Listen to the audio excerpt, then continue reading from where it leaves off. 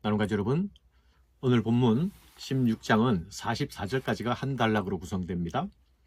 이 단락에서 중요한 주제는 하나님의 임재의 상징인 언약궤가 예루살렘에 안착함으로써 이스라엘이 축복을 받게 되었다는 것입니다.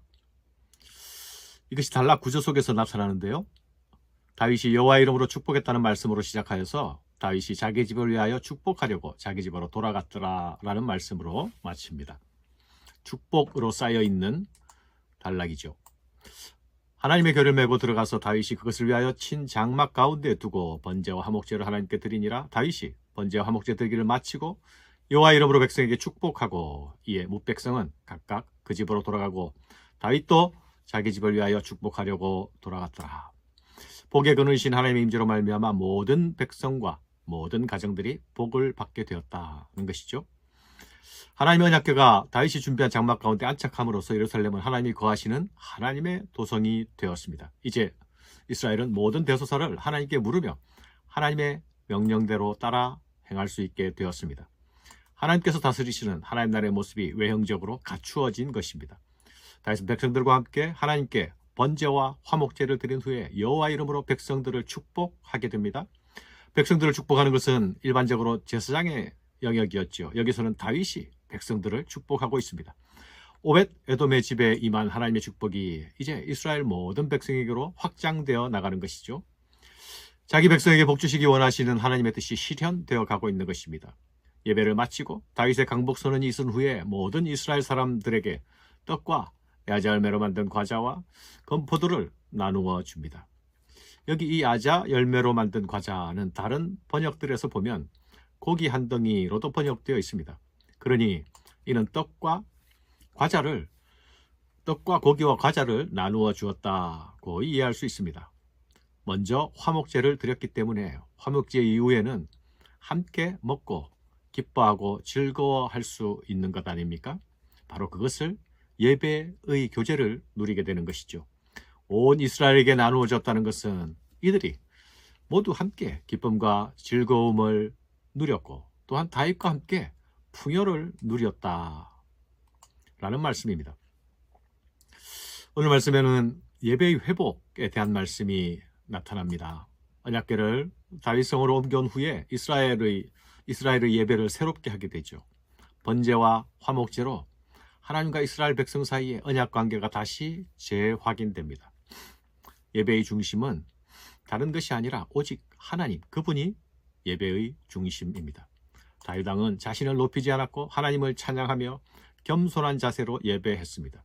그리고 제사를 드린 후 백성들을 축복하고 떡을 나누었죠.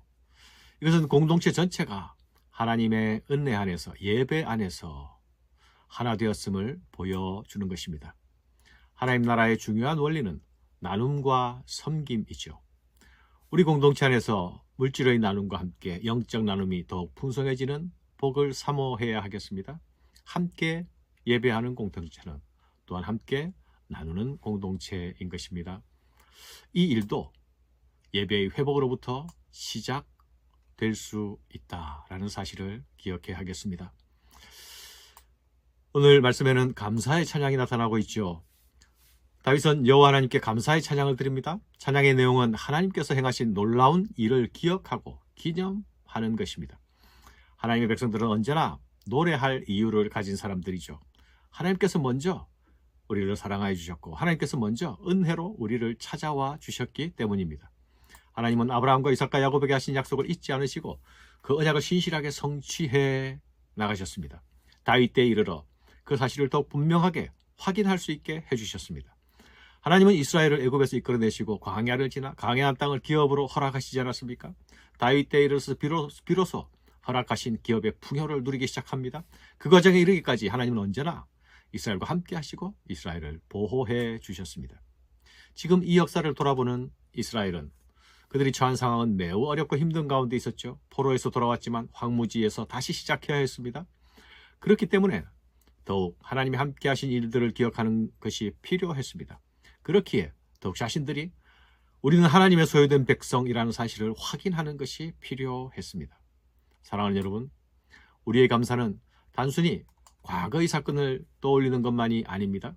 하나님이 행하신 일들을 기억하는 것으로부터 시작하여 그 하나님이 지금도 또 내일과 미래에도 우리와 함께 하시며 우리 가운데 행하실 것이라는 사실을 믿는 그 믿음 가운데 감사가 나올 수 있는 것입니다. 오늘 말씀에는 하나님의 보호하심을 신뢰하는 이스라엘 백성들의 모습이 나타납니다. 이스라엘이 소수로 이방 땅을 떠돌아다닐 때에 하나님은 그들을 보호하셨습니다. 19절 이하의 말씀을 보면 그때에 너희 사람 수가 적어서 보잘것없으며 그 땅에 객이 되어 이 민족에게서 저 민족에게로 이 나라에서 다른 백성에게로 유랑하였도다. 여호와께서 사람이 그들을 해하기를 용납하지 아니하시고 그들 때문에 왕을 꾸짖어 이르시기를 나의 기름 부은 받은 자 기름 부은 자에게 손을 대지 말며 나의 선지자를 해하지 말라 하셨도다. 아브라함과 족장들은 나그네여 떠돌이들이었죠. 그러나 그들은 여전히 하나님의 특별한 보호 아래에 있었습니다. 하나님이 그들을 보호하셨고 인도하셔서 마침내 한 나라로 세우십니다. 그때에도 그들은 광야의 떠돌이였으나 하나님은 그들을 보호하고 가나안까지 인도하셨죠. 아브라함이 기근 때문에 이집트로 내려갔을 때에 애굽의 바로가 아브라함의 아내 사라를 취하려 했습니다. 하나님은 사라를 취하려 한 이집트의 왕의 집에 재앙을 내리심으로 사라를 보호하셨습니다. 나의 기름 부은 자에게 손을 대지 말며 나의 선지자를 해치지 말라. 이 말씀은 자기 백성을 보호하시는 하나님의 말씀이시죠. 하나님은 이방 사람들이 자기 백성을 해치는 것을 용납하지 않으셨습니다. 이제 이 언약궤를 모셔놓고 지금까지 자기 백성을 보호하시겠다던 그 언약에 신실하셨던 하나님을 되돌아보며 찬양하고 있는 것입니다. 이날까지 자신들을 보호하신 하나님을 찬양하고 있는 것이죠. 여호와 하나님은 우리 하나님이시라. 여호와 하나님은 우리 하나님이시라. 라고 찬양하면서 그 하나님이 이 다윗의 나라를 이끌어 주실 것을 믿고 고백하는 것이죠. 찬양하는 것입니다. 기억하면서 감사하고 기억하면서 믿음으로 나갑니다. 사랑하는 여러분, 역대기 기자는 포로기 이후 교황 공동체들이 이 하나님의 보호하심을 믿고 함께 나아가기를 바랬습니다. 오매불망 그리던 고향으로 돌아왔지만 그곳은 낯선 땅이었죠. 모든 것이 무너져 있었습니다. 모든 것이 황폐해 있었습니다. 아무것도 없는 데에서 다시 나라를 재건하고 공동체를 다시 세워야 했습니다. 그런 상황 가운데서 언약의 하나님께서 당신의 백성들을 신실하게 인도하시고 보호하셔서 다윗의 나라를 세우셨다라는 사실을 기억하는 일, 그것은 새롭게 시작해야 할 그들에게 다시 일어날 용기를 가지게 하였을 것입니다. 사랑하는 여러분, 우리는 매일 상하고 매일 쓰러지지 않습니까? 그러나 다시 예배자가 되어 하나님께 예배로 나아가게 될 때에, 하나님의 임재 가운데로 들어가게 될 때에 우리는 다시 싱싱해지고 다시 일어날 힘을 가지게 되지 않습니까? 우리 하나님은 자기 백성에게 복 주시고 은혜 베푸시는 하나님, 그 하나님이 우리가 예배하는 하나님입니다. 감사합니다.